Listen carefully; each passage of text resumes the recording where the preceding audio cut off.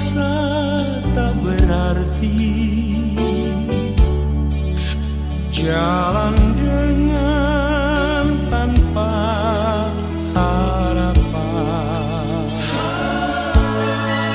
lalu tangan yang berlubang paku menjamah jadi hidup baru, dan kayu yang kasar mengubahkan jalan hidup yang penuh kegagalan. Ku puji Dia selama-lamanya, sebab salib mengubah hidupku, dan ku yakin darah Yesus yang suci sudah mengalir di Kalvari. Bila zaman berlalu, dunia mendebu, ku tetap pegang salib itu.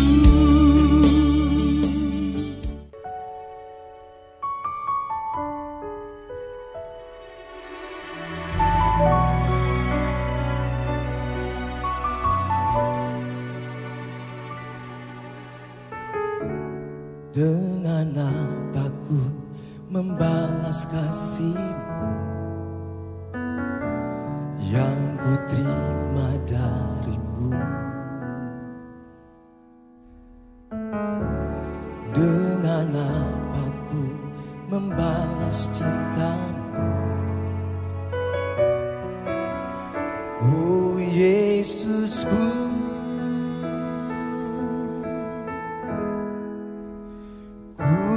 mau selalu bersyukur, selalu bersyukur.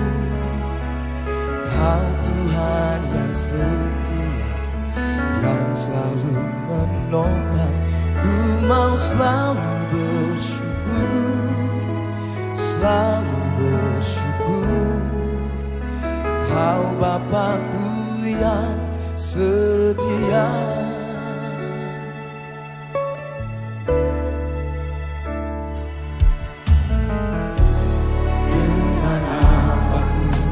Membalas kasih yang ku terima dari-Mu. Dengan apa ku membalas cinta-Mu?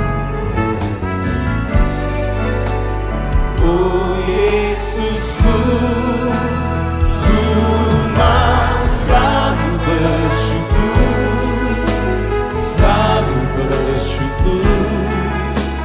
Kau Tuhan yang setia, yang selalu menopang. Ku mau selalu bersyukur, selalu bersyukur.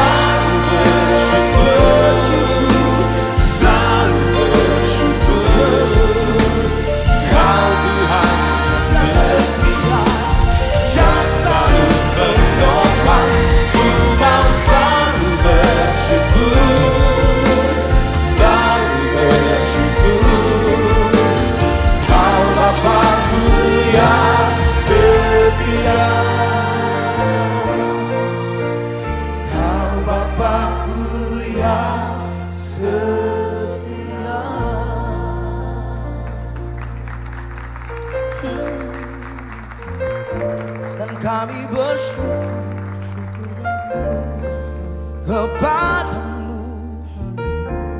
Tuhan Allahku, Bapa yang baik, teramat baik.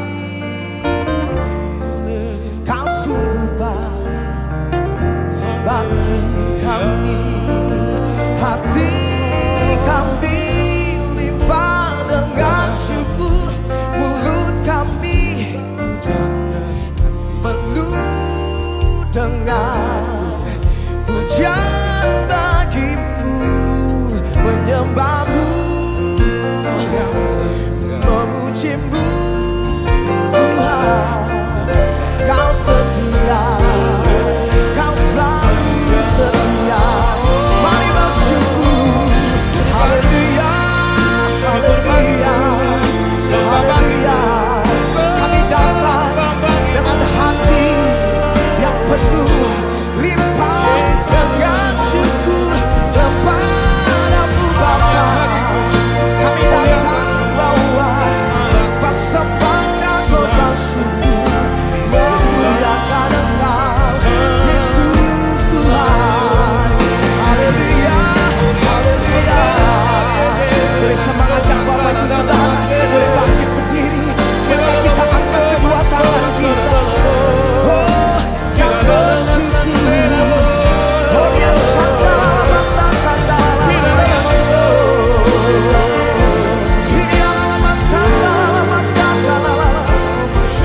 Uriala sandala. Tuhan itu baik, Tuhan teramat baik untuk selamanya.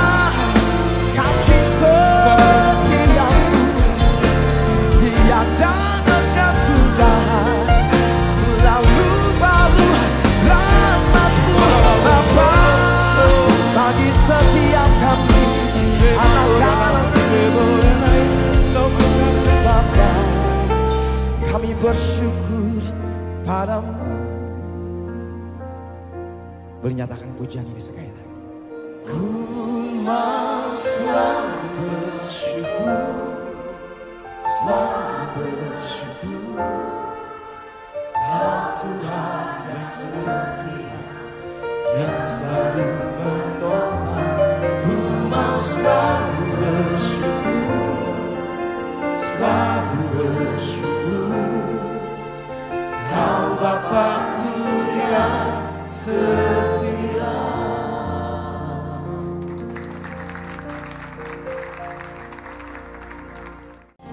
Bapa di surga, siang ini mohon berkati kami dengan firman kebenaran-Mu, sehingga kami boleh hidup seturut kehendak Tuhan. Janganlah kami hidup sia-sia Tuhan. Kami mau belajar yang benar. Pakai mulut hamba-Mu untuk menyampaikan kebenaran ini. Hanya di dalam nama Tuhan Yesus kami berdoa dan mengucap syukur. Amin. Silakan duduk Bapak Ibu, saudara sekalian. Selamat siang, shalom. Saudara, waktu berjalan begitu cepat. Tidak terasa kita umurnya bertambah terus. Dari hari ke hari. Siang ini saya ada kejutan, saudara. Itu 33 tahun yang lalu ya. 33 tahun yang lalu saya lulus dari UI jurusan elektro. Pagi ini saya ketemu dengan dosen saya, hadir nih sekarang. Waduh, saya sampai itu tidak disangka-sangka loh, saya sampai heran, pangling gitu. Wah, rupanya dosen saya. 33 tahun loh, lama ya. Tapi waktu bisa ketemu lagi. Itu belajar kita. Jangan sampai kita jadi sandungan. Nanti kalau ketemu lagi kan malu. Iya enggak? Makanya kita harus hidup tak bercacat, tak bercela. Ada amin ya? Siang ini topiknya sangat sensitif. Semua orang kalau dengar kata perpuluhan marah sama saya. Terutama lihat video saya itu yang di mana di Israel. Kan saya bilang, saudara, di Israel itu sudah tidak ada persepuluhan. Sejak bait Allah hancur, nggak ada lagi ritual-ritual Taurat itu. Kan Taurat itu ritualnya harus syaratnya ada bait Allah, ada ruang Maha Kudus, ada tabut perjanjian dan sebagainya. Sudah tidak ada lagi, gitu aja marah saudara. Baper sih.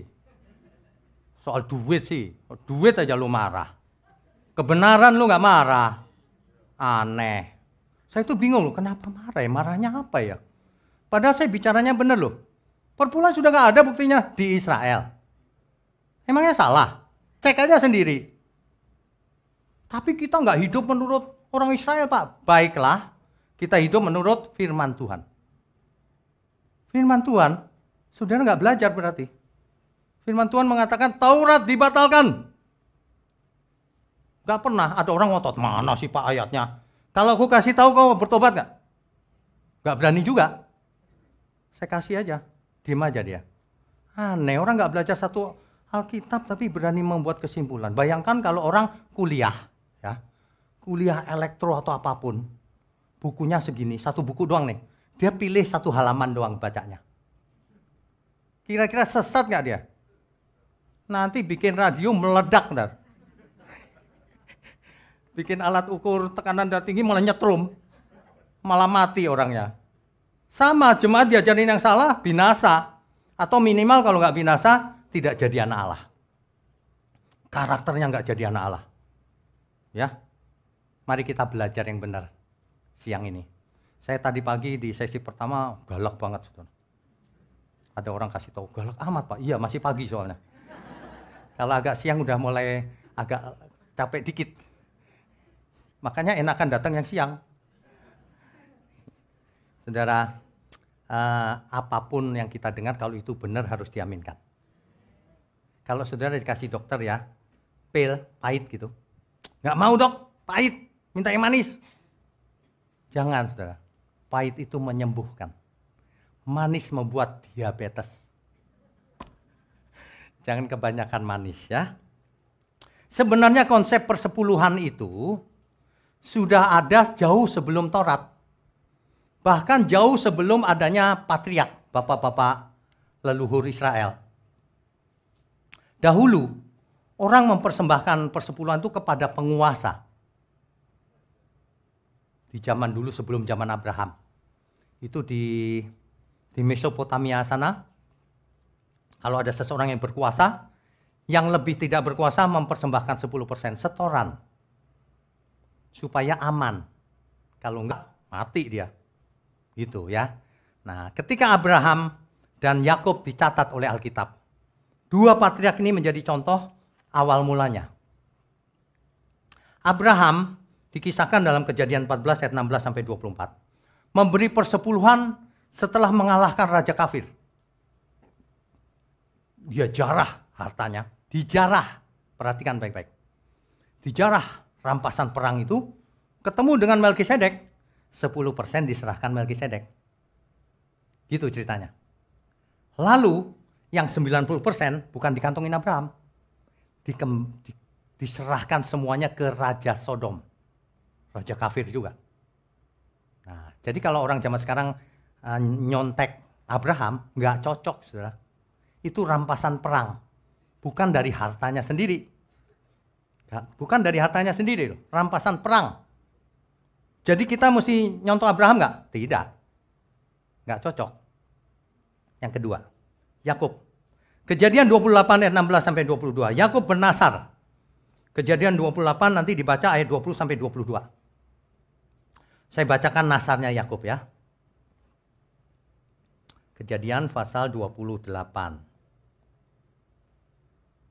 Oke. Ayatnya yang ke berapa ya, sebentar. Nah ini ayat 20. Lalu bernasarlah Yakub, jika Allah akan menyertai dan akan melindungi aku di jalan yang kutempuh ini, memberikan kepadaku roti untuk dimakan dan pakaian untuk dipakai, sehingga aku selamat kembali ke rumah ayahku, maka Tuhan akan menjadi Allahku. Bagus nggak orang kayak begitu? Kalau kau lindungi aku, kau jadi Allahku. Kalau enggak, perhatikan konteksnya ya. Ayat 21. Sehingga aku selamat kembali ke rumah, maka Tuhan akan menjadi Allahku. Dan batu yang kudirikan sebagai tugu ini akan menjadi rumah Allah. Bet-El. Bacanya Bet-El. Banyak orang bacanya Betel. Ya udah nggak apa-apa lah. Versi Indonesianya Betel. Itu aja ya. Maksudnya rumah Allah. Dari segala sesuatu yang engkau berikan kepadaku akan selalu kupersembahkan 1/10 kepadamu. Terima 100% dari Tuhan, dikembalikan 10%. Jadi contoh nggak? Tuhan, kalau engkau selamatkan aku, kau jadi Allahku. Ku kasih 10% deh. Jadi contoh nggak? Tidak. Orang salah mengerti. Orang mau nyontoh Abraham, salah. Abraham bohong soal istrinya. Abraham bukan orang sempurna. Ketika Alkitab berkata iman Abraham, nah itu benar. Iman yang mana? Iman ketika Abraham diminta mempersembahkan anaknya, ia taat. Itu benar. Kalau sisanya belum tentu benar hidupnya Abraham. Jadi teladan kita bukan Abraham. Teladan kita siapa? Tuhan Yesus. Jangan salah. Banyak orang, Abraham Pak. Makanya di gereja sering dikhotbahkan, kekayaan Abraham. Kekayaan Abraham itu untuk Abraham, bukan untuk kau. Matre. Saya nggak mau marah-marah. Tapi kalau saya marah, tekanan saya tetap normal loh, saudara. Sebab tidak emosi. Itu cuman khotbahnya saja. Oke, jadi kita nggak bisa ambil teladan dari perjanjian lama. Siapapun. Ya. Banyak orang kalau saya ngomong itu seolah-olah nyerang mereka. Enggak. Nggak bisa jadi teladan. Orang hobinya doa Yabes. Kiranya daerahku diperluas. Kamu mau jadi tuan tanah? Itu untuk Israel, bro. Israel itu dijanjikan soal tanah pusaka. Hari ini kita tinggal sepetak di Jakarta. Kiranya daerahku diperluas. Kasihan deh lu. Setiap tanah yang kuinjak akan menjadi milikku. Wah, se-Jakarta jadi milik saya kalau gitu. Saya udah keliling Jakarta. Saya injek-injek semua tanah. Begitu kok dipercaya. Hari ini kita mau belajar yang benar ya. Akhirnya persepuluhan menjadi bagian dari hukum Taurat. Itu akhirnya. Dalam bahasa Ibrani disebut ma'asher. Atau asar kata kerjanya. Dalam di perjanjian baru disebut apodekato. Dekato. Atau DKT, kata bendanya. Itu sering ditulis di kitab Ulangan pasal 12, 14, 26. Silahkan dibaca sendiri. Jenis-jenis persepuluhan juga macam-macam. Hasil bumi, gandum, jelai, dan sebagainya. Hasil buah-buahan. Apalagi? Kambing, sapi, kambing domba. Persepuluhan. Itu jenisnya begitu. Justru jarang disebut uang. Ya, 1/10 dibawa kemana? Ke Yerusalem, ke Bait Allah. Nah, Alkitab berkata begini, nanti baca aja sendiri deh. Alkitab bilang ini, kalau rumahmu jauh, ya, nggak memungkinkan pergi ke Yerusalem, persepuluhan itu kau makan saja, sekeluarga ucapan syukur kepada Tuhan. Ya, dimakan saja, nggak apa-apa. Gitu loh. Terus ada juga yang dibagikan ke orang Lewi. Orang Lewi, tapi nggak cuma orang Lewi loh. Orang Lewi, janda, yatim piatu, orang asing yang membutuhkan untuk diakonia. Itu persepuluhan itu untuk itu. Kalau kamu mau menebus persepuluhan itu diganti dengan uang, tambahkanlah 1/5 bagian. Berapa? 1/5-nya dari 10 ditambah 2 kan? Menjadi 12%. Jadi kalau mau jujur selama ini kau kasih uang itu cuma 10% itu kamu mencuri milik Tuhan. Kalau mau jujur. Padahal nggak gitu juga. Makanya orang itu cuma mengambil sebagian dari ayat-ayat. Nggak benar, nggak lengkap. Ya, hari ini kita belajar yang lengkap. Persepuluhan juga ada yang 3 tahunan. Macam-macam banyak. Ya, Taurat itu bukan hanya persepuluhan. Taurat itu banyak. Ada tahun Yobel. Di tahun Yobel semua yang kau beli kembaliin ke yang punya. Rumahmu kembaliin semua. Tahun ke-7 siapa yang utang padamu anggap lunas. Loh, kalau mau begitu dong. Kok mau diambil persepuluhannya doang? Yang maunya pendapatan doang, kewajibannya nggak mau dilakukan. Kalau menurut Taurat. Kamu hidup menurut Taurat apa bukan? Pertanyaannya. Bukan Pak. Menurut apa? Alkitab. Alkitab yang mana? Ajaran Tuhan Yesus. Ya betul itu. Tapi kau nggak baca. Makanya buktinya kau lakukan itu. Kita teruskan dulu ya. Jadi yang dimaksud dengan Taurat itu berbagai macam persembahan. Persembahan persepuluhan, buah sulung, dan lain-lain. Banyak persembahannya. Apalagi berbagai macam kurban, itu Taurat.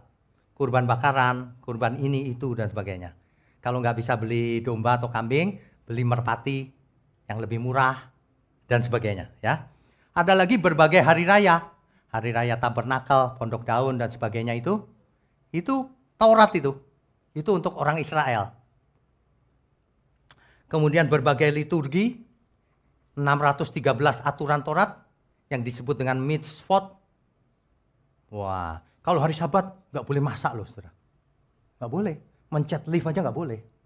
Jadi kalau kita lagi di Israel, hari Sabat nggak boleh mencet lift. Loh gimana caranya? Tenang saja. Liftnya buka di setiap lantai otomatis. Sudah diakalin. Jangan khawatir, manusia itu pintar ngakalin. Nggak boleh masak, dia bayar orang lain yang masak. Nah kalau nggak makan dong. Memangnya gitu maunya Tuhan. Kita umat perjanjian baru harus cerdas. Jadi persepuluhan, buah sulung dan sebagainya, Yobel dan sebagainya itu adalah hukum Taurat. Ingat ya, itu adalah hukum Taurat. Nah, masalahnya ke pokok masalah sekarang. Jadi orang percaya itu boleh nggak memberi persepuluhan? Itu sebenarnya kalau diperluas lagi, orang percaya boleh nggak hidup di bawah hukum Taurat? Itu pertanyaannya. Ada banyak orang di luar sana, Taurat tidak dibatalkan Pak, kita harus menurut Taurat. Ketahuan nggak baca Alkitab.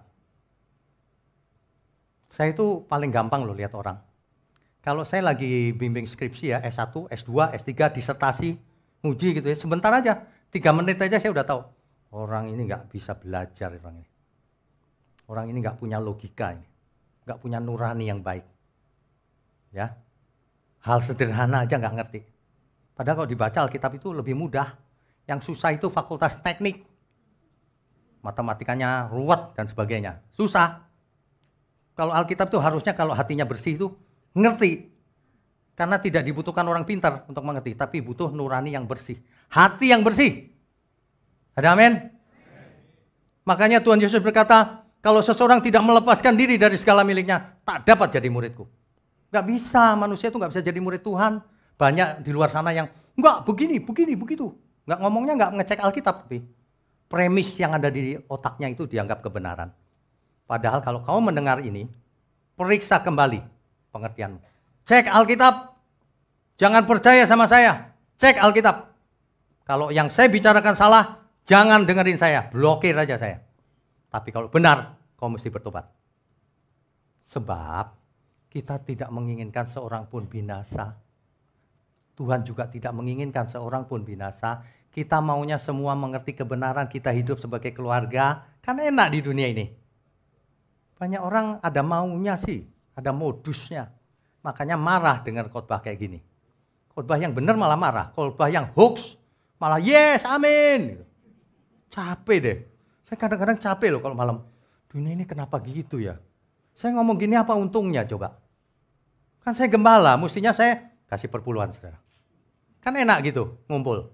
Enggak. Bukan begitu cara hidup yang benar menurut Alkitab. Nah, jangan baper dulu. Gembala yang di daerah-daerah jangan baper dulu. Dengarkan sampai lengkap. Kalau perlu yang sesi 1 diulang sama sesi 2. Nyambung ceritanya. Ya. Oke. Banyak orang menyampaikan ayat andalannya. Maleakhi 3 ayat 10. Wah, ayat andalan itu. Pak, Bapak ini gimana sih Maleakhi 3 ayat 10? Masih berlaku, Pak? Orang nggak ngerti apa yang dia baca. Coba kita baca. Maleakhi 3 ayat 10.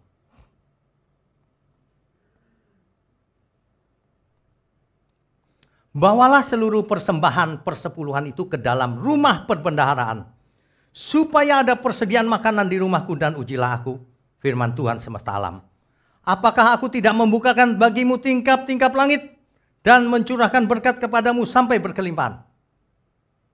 Yes, amin gitu. Saudara, mulai hari ini jangan diaminkan. Kenapa? Karena surat Maleakhi ini adalah surat Nabi Maleakhi ditujukan kepada umat Israel. Apa isinya? Ingat, surat nggak boleh dibaca satu baris doang. Bacalah yang utuh isinya apa. Ya. Ini adalah surat Tuhan teguran terhadap bangsa Israel melalui Nabi Maleakhi bahwa bangsa Israel telah menipu Tuhan, bangsa terkutuk kau. Gitu. Gak percaya? Bacalah ayat 9-nya. Ayat 10 sama 9 itu cuman tinggal lihat gitu doang, gak dilihat sama semua orang. Ketahuan, kamu ketahuan. Gak baca Alkitab. Kan gitu. Ayat 9-nya bunyinya gini. Kamu telah kena kutuk, tetapi kamu masih menipu aku, ya kamu seluruh bangsa. Terkutuk kamu bangsa kau. Kau terkutuk nipu aku. Jadi gini loh, seperti orang tua marahin anaknya. Nak, kamu menipu aku ya, kamu terkutuk tau gak? Kalau kamu benar taat, ngasih perpuluhannya benar, masa gak aku berkati? Tuhan lagi marah atau janji? Lagi marah. Lah kok dicomot ayat 10-nya doang? Iya, Tuhan lagi janji. Kalau kalian pakai ayat ini, artinya kalian lagi mendudukkan diri sebagai bangsa Israel yang dikutuk Tuhan. Makanya jangan diaminkan. Loh iya dong, kamu bangsa terkutuk, kalau kamu kasih persembahan masa kamu gak aku berkati? Tuhan marah loh. Lah kok ayat 10-nya doang? Yes. Bapak ibu kalau punya anak ya, anak ibu, bapak ibu dimarahin, ibu marahin. Kamu ya nak nakal sekali, kalau gak nakal kan aku beliin buku. Yes, asik mau dibeliin buku. Nangis gak orang tuanya? Itu idiot namanya. Maaf ya. Tapi gak ngerti-ngerti sih. Pakai kata apa lagi? Orang lagi marah-marah, anaknya malah yes mau beliin buku, padahal lagi dimarahin. Gimana sih? Baca Alkitab itu yang benar Bapak Ibu, Saudara. Kalau nggak percuma, kamu tahu nggak? Setan itu pintar Alkitab. Ketika mencobai Tuhan Yesus pakai apa? Pakai ayat Alkitab. Tuhan jawab lagi pakai ayat Alkitab lagi. Sebab ada tertulis, setan ngomong gitu, waduh. Tapi Tuhan Yesus berkata, sebab ada tertulis juga. Konteksnya mesti benar, baca dari Alkitab konteksnya salah kayak setan. Oh, setan pakai ayat, sama persis. Saya tuh sedih loh kalau lihat pengkhotbah-pengkhotbah yang begitu itu. Yang jadi pertanyaan itu, apa sih sebenarnya yang terjadi? Banyak orang itu Maleakhi. Dia nggak ngerti bahwa firman Tuhan itu progresif. Kitab Kejadian begini, terus dirubah-rubah. Makin lama makin maju, makin sempurna.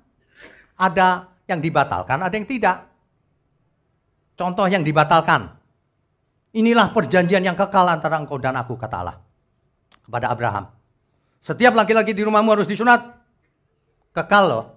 Tapi sampai ke perjanjian baru, yang penting sunat hati. Bukan sunat fisik. Berubah nggak? Berubah. Berubahnya bukan karena dirusak, disempurnakan. Siapa bilang berlaku semuanya? Tidak. Ada yang ngomong gini Mas, kalau nggak berlaku di tip X saja Pak. Pikirannya kotor sih. Itu nggak di tip X itu supaya kau belajar dulunya gitu loh. Tapi yang sempurna yang begini. Maleakhi dihapus saja kalau Bapak nggak percaya Maleakhi. Loh. Oh, orang nggak ngerti ini.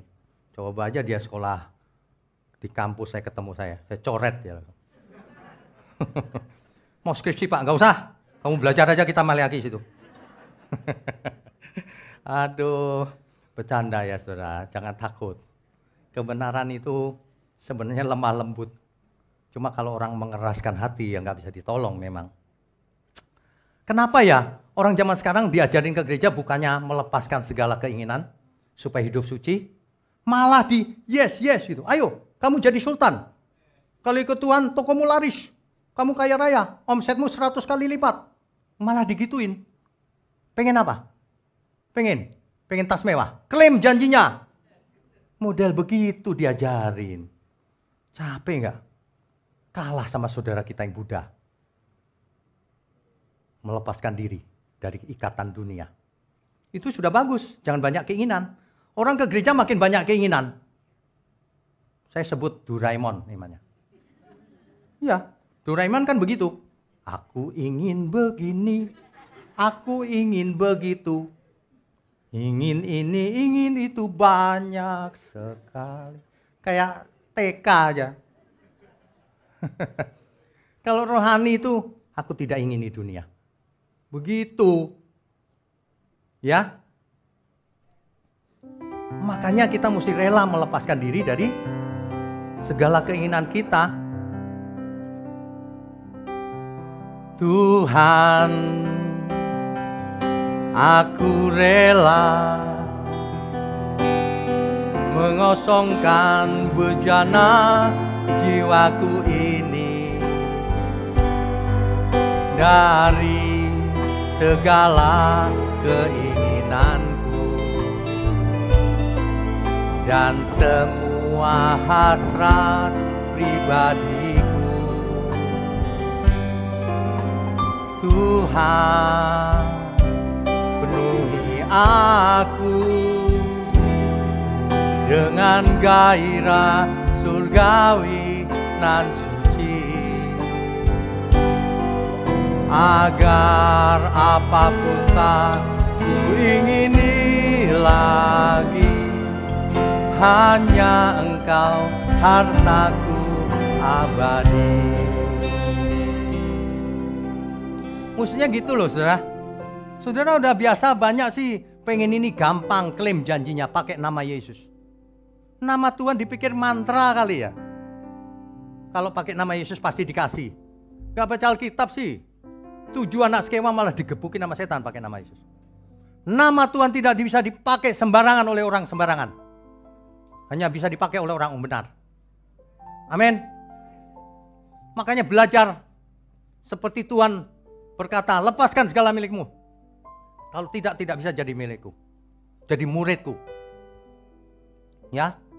Step pertama, Tuhan, aku rela mengosongkan bejana jiwaku ini dari segala keinginanku dan semua hasrat pribadiku. Saudara, lepaskan dulu sehingga kosong. Kalau saudara penuh dengan keinginan, saudara nggak bisa belajar kebenaran. Apalagi yang matre, dengar kata berkat di Alkitab langsung yes, do it. Mamon aja kau. Doyan mamon. Ya. Setelah kosong, jangan dibiarkan kosong.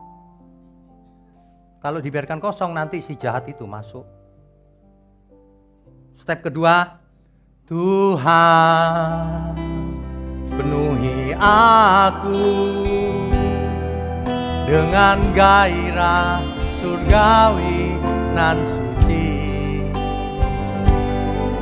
agar apapun tak ku ingini lagi, hanya Engkau hartaku abadi. Mantap. Kosong, hidupnya sekarang diisi gairah surgawi. Aku akan kerja keras. Gak mau jadi sandungan. Belajar keras. Juara kalau bisa. Bisnis yang hebat. Harus sukses.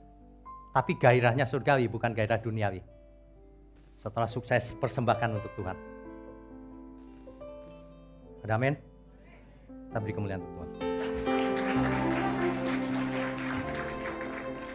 Sehingga nanti kalau kita pulang, saat ku pulang menghadap Bapa, hanya Engkau yang ku miliki.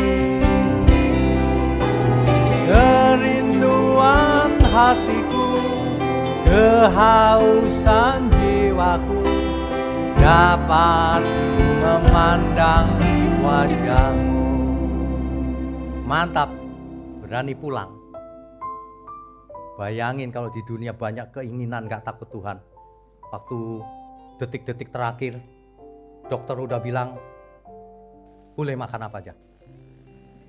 Cepetan panggil saudara-saudaranya. Di pembaringan terakhir, detik-detik terakhir orang teriak-teriak. Tolong Pak, itu ada apa itu? Ada apa saya bilang? Dia lihat yang jemput. Gelap-gelap. Telat, terlambat. Waktu masih hidup diajarin gak mau. Iya, belajar enak gak mau. Coba bayangin. Tuhan bicara, marilah kepadaku semua yang letih lesu berbeban berat. Itu bukan capek badannya, itu capek jiwanya. Aku akan memberikan kelegaan bagimu. Kelegaan itu teks aslinya pakai kata anapauso. Aku akan memberikan istirahat bagimu. Aku akan memberikan ketenangan. Banyak orang itu hatinya itu pengen ini, pengen itu, sampai mati akhirnya. Kalau kita mengerti kebenaran, plong. Plong. Enak. Ya, belajarlah kebenaran. Hari ini banyak orang diintimidasi oleh persepuluhan. Taurat itu. Bagi yang tidak punya, nggak usah takut ke gereja. Nggak usah ngutang-ngutang bayar persepuluhan. Teori dari mana itu? Persepuluhan kok dari ngutang? Ya, yang benar. Orang yang suka mengancam jemaatnya dengan persepuluhan, kok binasa kok. Kalau nggak bertobat. Bukannya digembalakan domba-dombanya dikasih makan, firman yang benar, diancam. Belum bayar persepuluhan kayaknya. Di catatanku belum bayar Pak. Dicatat lagi. Ada yang sakit di rumah sakit, dijenguk. Bukannya didoakan. Kamu sakit tau gak kenapa? Belum bayar sih persepuluhan. Capek gak? Bertobat. Jangan kau jadi preman rohani. Cuma sakit justru kita yang biayain. Malah dimintain persepuluhan. Berapa hari yang lalu ada yang parah sekali. Telepon saya, Pak saya gak mau ke gereja lagi. Loh kenapa? Saya itu punya utang Pak, terlibat hutang. Terpaksa saya harus jual rumah. Ya harus dijual Bu. Yang penting tidak punya utang. Masalahnya bukan itu Pak. Saya jual rumah saya. Dimintain 10%. Saya udah susah dimintain lagi. Gak punya nurani itu. Bertobat semuanya. Jangan dipotong video saya. Harus sampai selesai. Sebab banyak orang jahat di luar sana. Suka motong-motong. Lalu memberi narasi yang salah.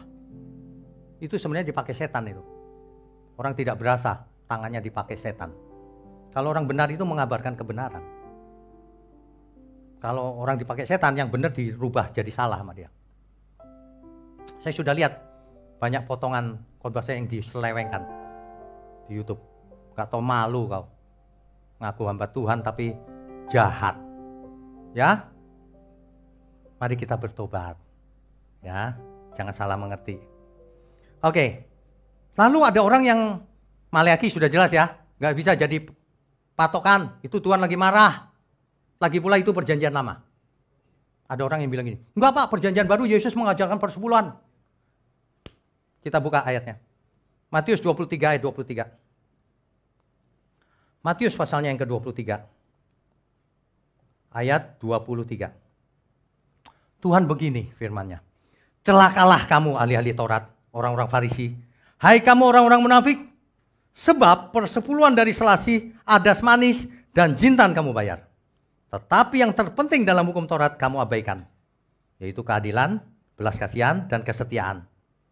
Yang satu harus dilakukan, yang lain jangan diabaikan. Katanya Yesus ngajarin persepuluhan itu.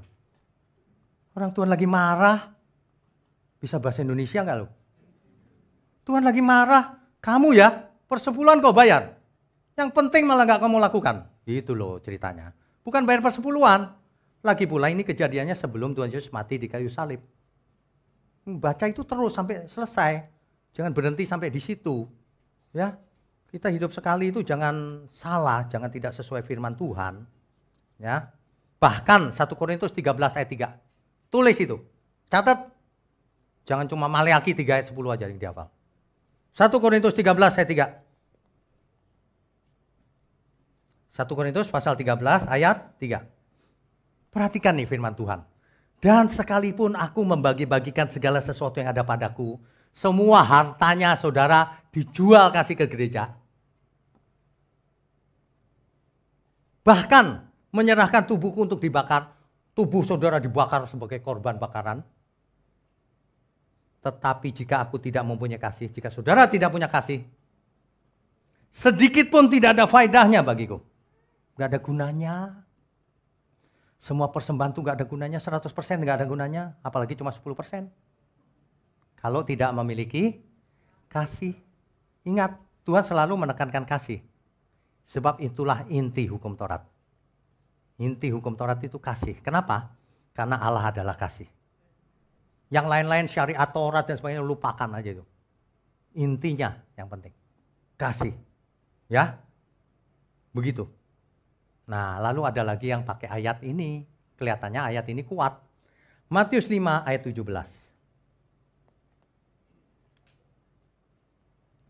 Janganlah kamu menyangka bahwa aku datang untuk meniadakan hukum Taurat atau kitab para nabi.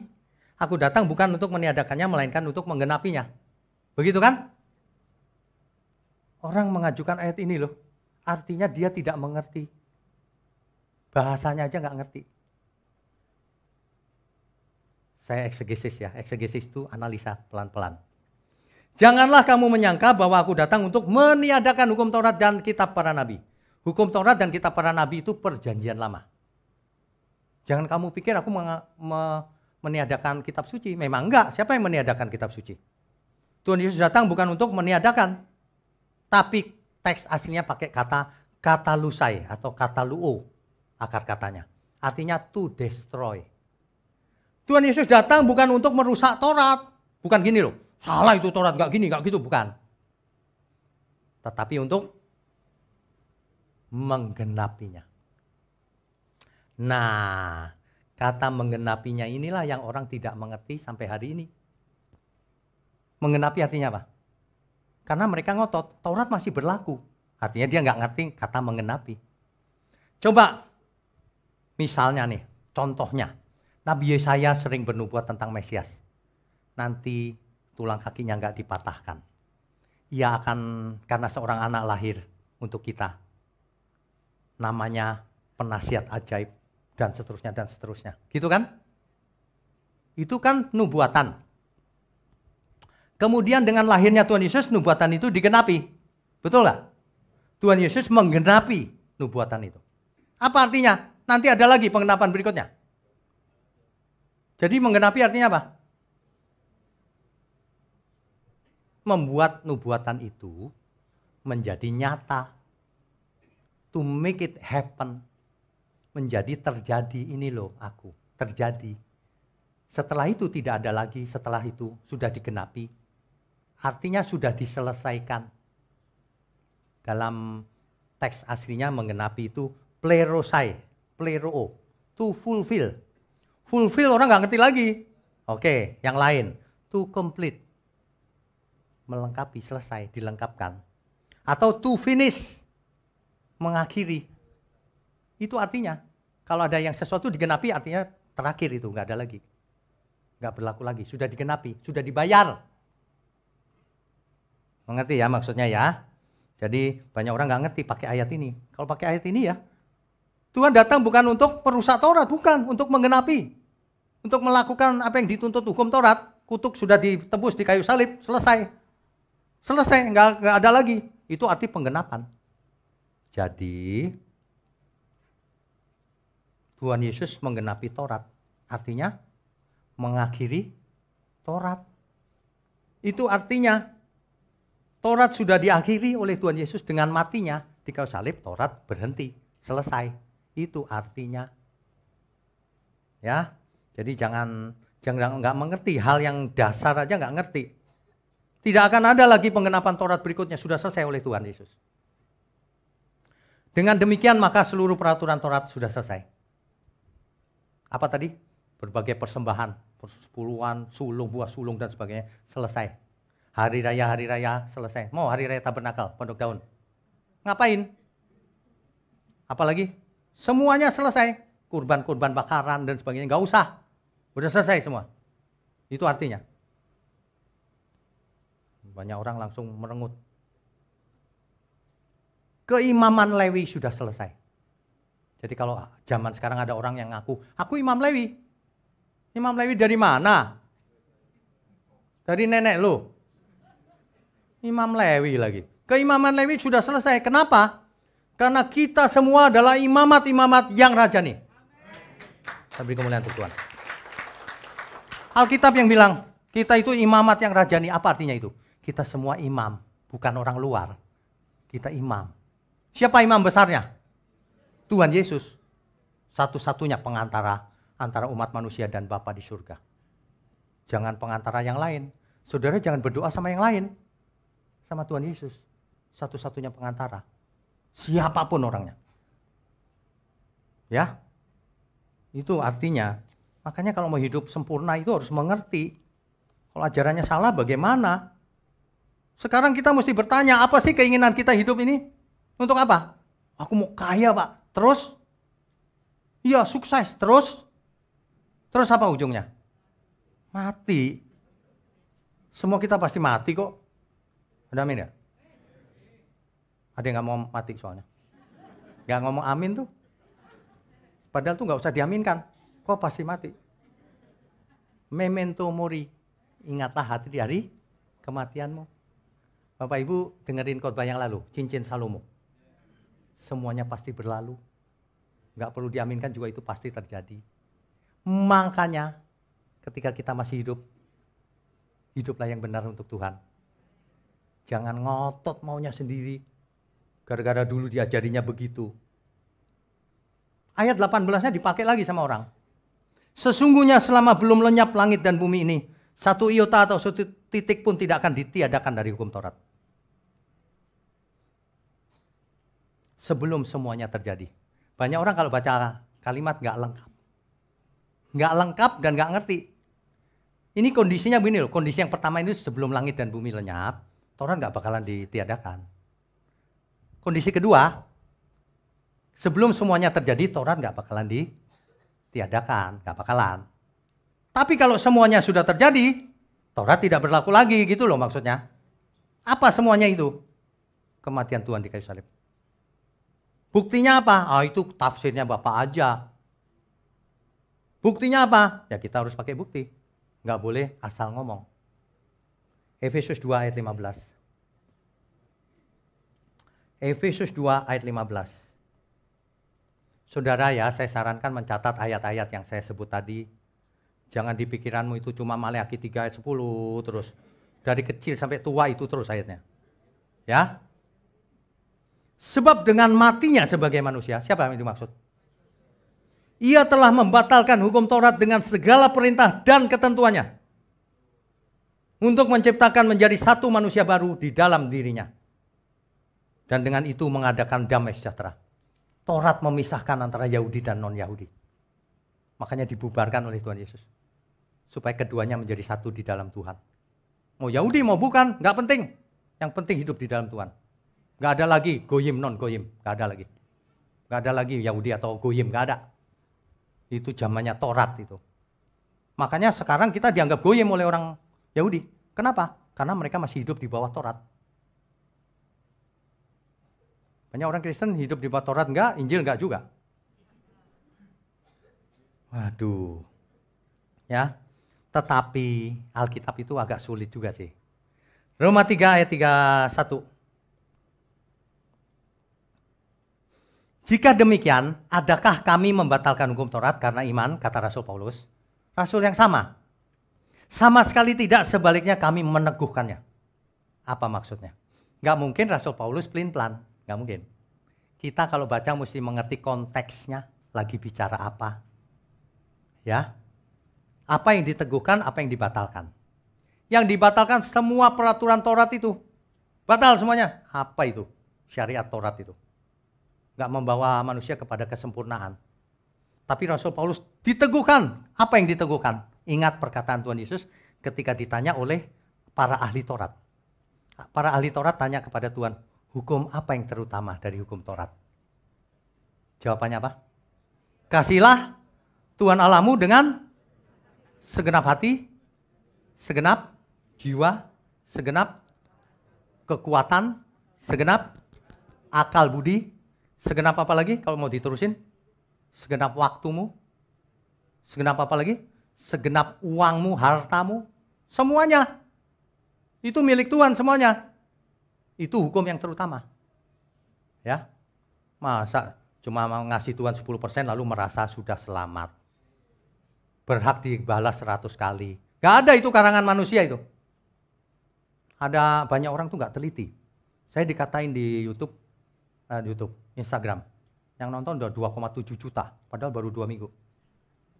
Dia ngatain gini, persepuluhan kok karangan manusia? Siapa yang bilang persepuluhan kalangan manusia? Dengar lagi ulang itu. Persepuluhan memberi persepuluhan lalu dibalas Tuhan 100 kali. Itu yang karangan manusia. Bukan persepuluhannya. Mana ayatnya? Gak ada pasti. Nanti jawabannya Maleakhi 3 ayat 10. Bosan saya dengar. Jawaban gitu terus. Ketahuan gak belajar itu. Orang yang belajar itu gak berani justru. Yang berani-berani itu yang gak belajar sama sekali malah. Hidupnya pasti gak benar juga karakternya. Kelihatan. Berani komentar di sosial media itu jorok ngomongnya. Kalau yang jorok langsung saya blokir. Kamu gak pantas dengan firman Tuhan. Ngomong jorok, gak punya etika. Orang dunia aja yang gak percaya Tuhan, punya etika. Ngaku percaya tapi gak punya etika. Ya. Apa yang diteguhkan? Inti hukum Taurat. Gak mungkin. Hukum yang terutama gak mungkin dihapus. Tapi kalau ritual, upacara, korban bakaran, sunat, itu batal semuanya. Berbagai macam persembahan, gak gitu lagi. Gak gitu lagi. Kenapa? Nah, ini dia. Jadi kita harus tahu ya, apa yang diteguhkan, inti hukum Taurat. Yaitu hukum kasih. Nanti dibaca di rumah, Matius 22 ayat 36 sampai 40. Ya. Jadi, kita itu tidak boleh loh, hitung-hitungan sama Tuhan. 10% dan sebagainya itu. Nggak boleh. Kita tuntaskan dulu sebentar. Yang Tuhan kehendaki adalah kita nggak boleh hidup di bawah hukum Taurat. Kita sudah ditebus Tuhan. Harus hidup di bawah hukumnya Tuhan. Nanti ada yang aneh lagi. Hukum Tuhan kan hukum Taurat. Gitu. Capek deh. Muter-muter terus. Hukumnya Tuhan kasih karunia.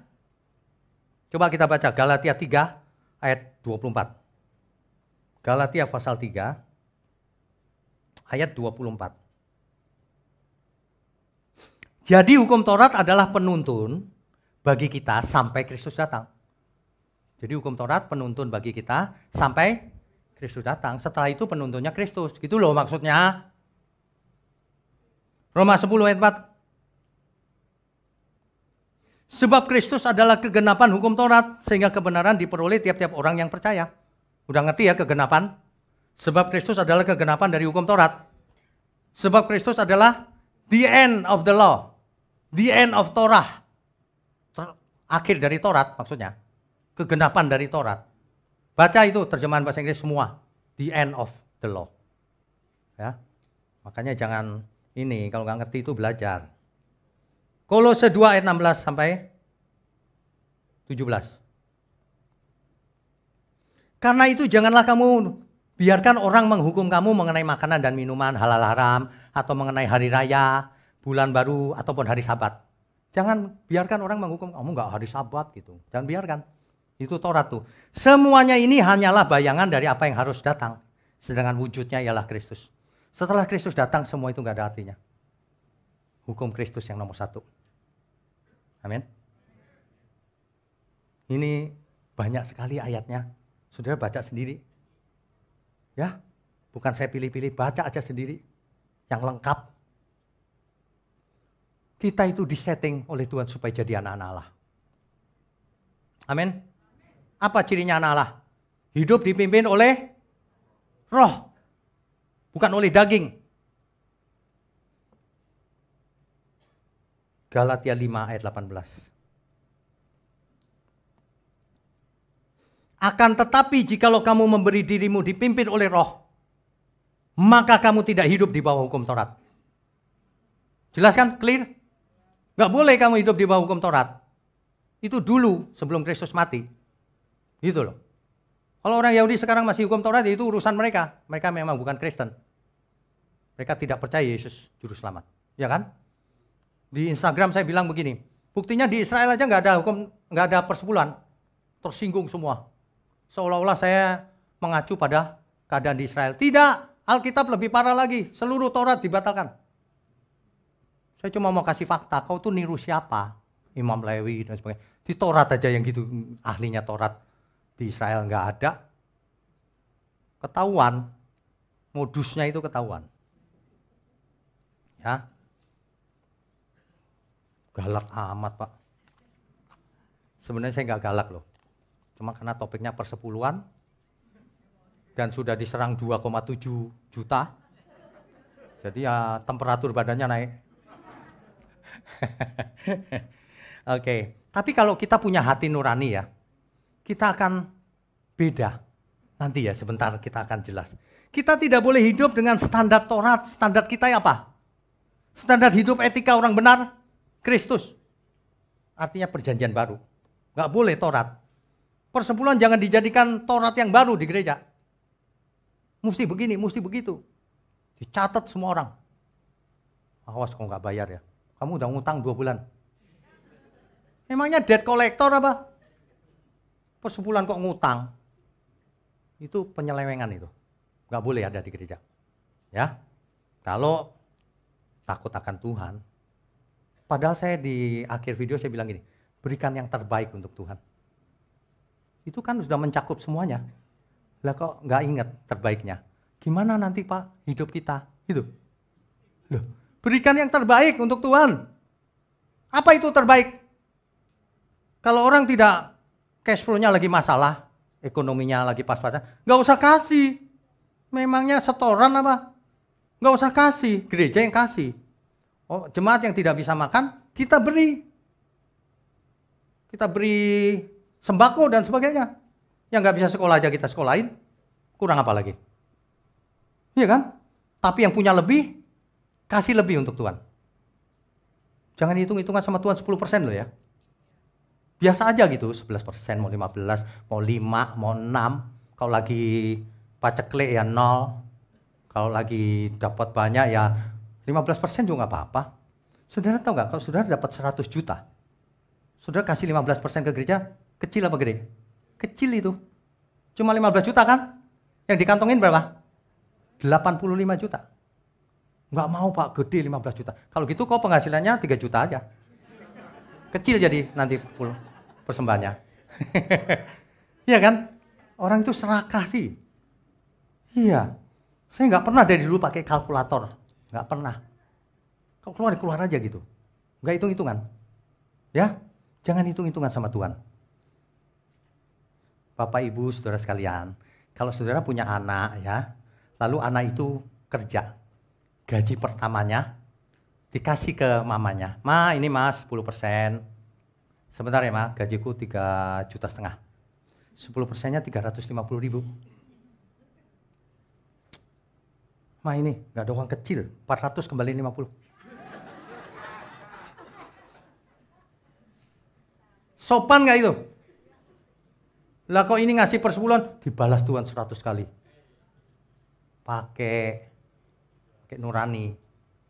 Ya, itu salah, saudara nggak berasa aja, saudara diajar salah seperti ini. Itu menyakitkan loh itu sebenarnya. Itu menyakitkan. Makanya berilah yang terbaik untuk Tuhan. Yang tidak punya nggak usah ngasih, gereja yang kasih. Yang punya lebih, kasih lebih, nggak usah hitung-hitungan. Begitu kamu pakai kalkulator, kamu tidak sopan sama Tuhan. Saya ingatkan. Hapus kebiasaan itu pakai kalkulator itu. Itu nggak sopan. Kalau kau pakai kalkulator, Tuhan keluarkan kalkulatornya. Kamu sudah napas berapa kali? Kayaknya cukup deh.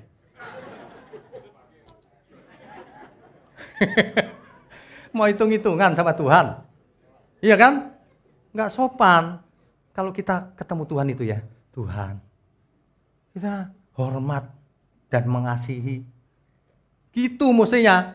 Ini mau ketemu Tuhan, takut, aku nggak punya, nggak bisa bayar perpuluhan. Kayak preman aja ketemu Tuhan. Ini salah loh, salah besar ini selama ini. Ya, saya berharap ini bukan memancing permusuhan, bukan.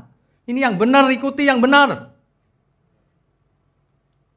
Bahkan saya bicara begini, saudara di sini yang diberkati ya, kalau mau memberi persembahan, nggak usah di gereja ini juga tidak apa-apa.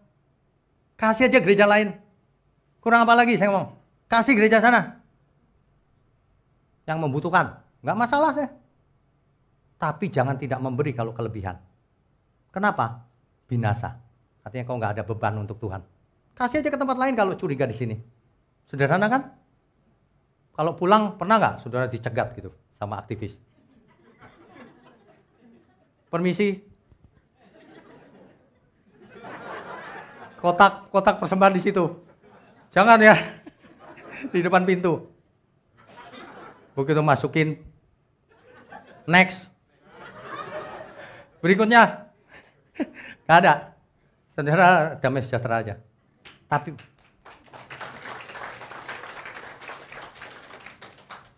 kita mengasihi Tuhan. Itu aja. Yang itu yang paling penting. Ya. Nah, khusus untuk gembala-gembala yang di daerah, saya tahu ekonominya kekurangan. Jemaat yang di daerah harus mendukung gembalanya. Kalau nggak ada sembako ya rame-rame dibagi sembako. Ya, nggak boleh pelit. Gitu loh, nggak boleh pelit. Sebab kalau pelit nggak selamat kau. Gitu loh. Kalau orang curiga ya kasih aja ke tempat lain, jangan di sini gitu loh. Nggak ada masalah, bukan soal uang. Saya sering loh ngomong gitu. Kayaknya nggak ada deh gembala ngomong gitu. Nanti omsetnya turun. Emangnya bisnis. Kalau turun ya kita hidup sederhana. Gitu aja lah, simple. Kalau saya mau bikin proyek, bisa saudara. Saudara tahun depan saya mau bikin gedung gede. Gedung tertinggi di dunia. Saudara jual seluruh rumahnya. Kan kacau begitu. Itu ambisi pribadi. Makanya nggak boleh. Butuh uang banyak karena apa? Kamu mengada-ada. Biar Tuhan yang mengalir.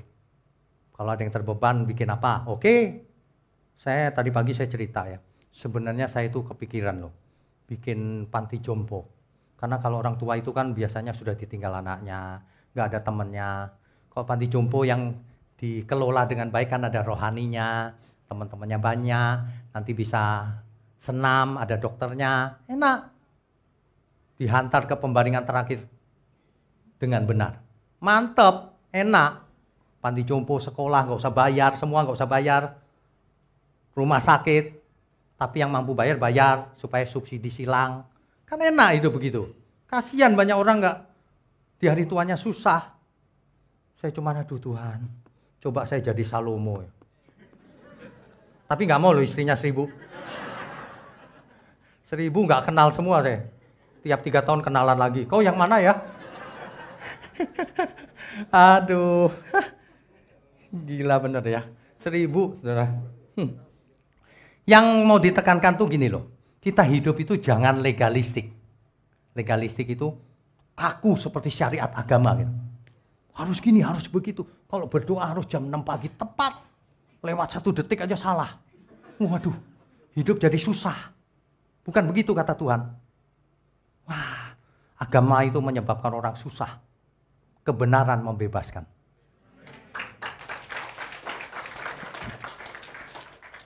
Bagi yang ngasih 10%, ingat 90%-nya itu milik Tuhan juga. Jangan sampai kita kasih 10% ke gereja, lalu mamanya butuh duit, nggak bisa mas, sorry. Sudah saya kasih gereja. Sorry ya, kewajiban sudah lunas. Itu pun aku untung, karena dibalas 100 kali. Binasa kau kayak gitu. Yang 90% pun milik Tuhan. Amin ya. Mantap ini, amin semua ya. Amin itu artinya dilakukan. Oke, jadi kalau kita mengerti bahwa Taurat sudah dibatalkan dengan segala sesuatu, bukan berarti kita tidak memberi. Bukan berarti kita tidak memberi. Banyak orang, lalu kita gimana hidupnya Pak? Loh ini gimana sih ya? Aduh, ini yang mau dihancurkan itu kebiasaan Taurat. Apa?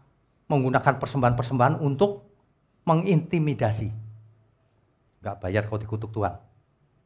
Itu semangat Taurat itu, nggak boleh ada di gereja. Nggak bayar kau dikutuk Tuhan. Kalau kau nggak bayar persepuluhan, malam-malam datang belalang pelahap. Nggak ada begitu, Tuhan kita bukan preman.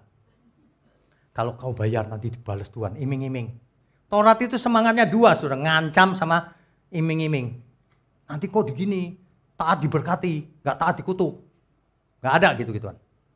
Mengasihi Tuhan atau tidak. Kalau mengasihi diberkati, kalau tidak mengasihi terkutuk dia kata Alkitab. Titik, nggak usah pakai syariat-syariat agama Taurat segala. Ya, itu yang paling benar saudara. Jadi kalau Alkitab berkata, jangankan persepuluhan, per 100%-an, duitmu dikasih semua percuma. Kalau tidak punya kasih, gitu loh maksudnya. Ya, ngasih duit jangan hitung-hitungan sama Tuhan. Gereja butuh uang, listrik bayar, semua bayar. Tapi bukan berarti kebenaran harus dikorbankan. Kebenaran harus disampaikan apa adanya. Gak boleh ada modus, gak boleh praktek debt collector, nagih-nagih segala. Orang udah kesusahan masih ditagih. Saya bingung lihatnya. Ya, marilah mengasihi dengan perbuatan nyata. Itulah ibadah yang sejati. Itulah ibadah yang sejati. Sebelum ditutup saya mau pesan sama gembala dan jemaat. Para gembala, Tuhan berkata beri makan domba-dombamu. Beri makan itu bukan makan fisik itu. Beri firman yang benar. Jangan firman sembarangan, jangan plesetanmu sendiri. Saudara sekalian, mulai hari ini jangan hidup di bawah hukum Taurat lagi. Persembahkan seluruh hidupmu, bukan hanya 10%. 100%. Artinya gunakan semua yang ada padamu untuk berkenan bagi Tuhan. Dukung pekerjaan Tuhan. Miliki belas kasihan terhadap saudara kita sesama yang sedang kesulitan. Tidak perlu minder, tidak perlu kasih persembahan. Gereja yang akan berikan diakonia. Kita harus hidup sebagai anak-anak Allah. Ini bukan soal uang, ini soal pikiran dan hati kita di hadapan Tuhan. Kita diberi hidup aja kita harus sudah bersyukur. Berapa kita hargai anugerah Tuhan? Ya, Bapa di surga, kami mengucap syukur untuk firman kebenaran ini. Kami berjanji untuk hidup bagi Tuhan sampai selama-lamanya. Ampuni ketidaktepatan kami selama ini. Tapi kami mau hidup kami berguna bagi Tuhan, berguna bagi sesama.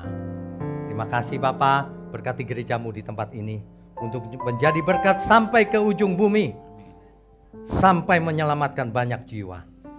Berkati juga tangan-tangan yang mendukung pekerjaanmu ini, agar mereka boleh menjadi berkat juga kemanapun mereka pergi.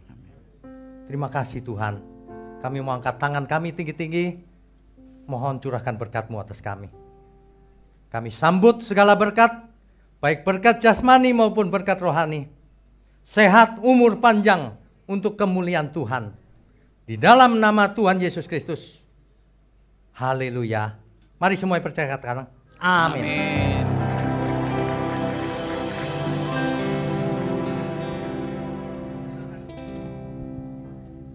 Ada pengumuman sedikit.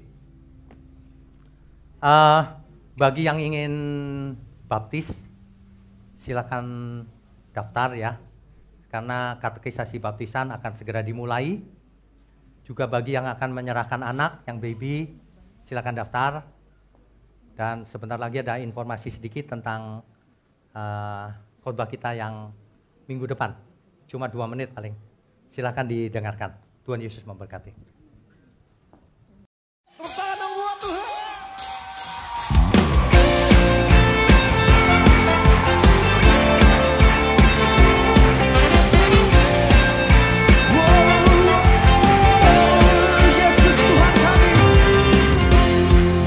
Kau kekuatan di hidupku,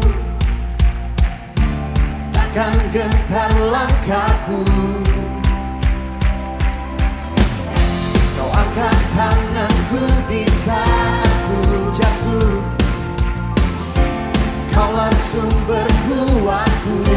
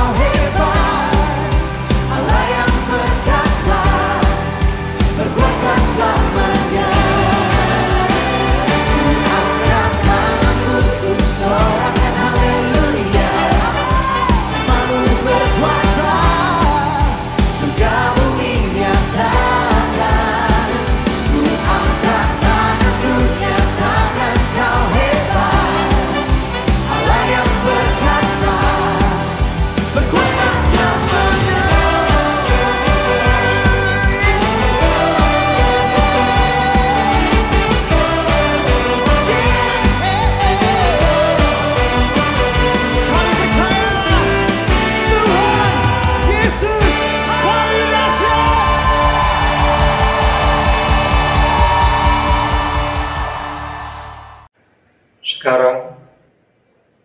Terima kasih karunia dan damai sejahtera Tuhan Yesus Kristus, dan kasih Allah Bapa kita, serta persekutuan Roh Kudus menyertai setiap kita, sekarang, seterusnya, dan selamanya.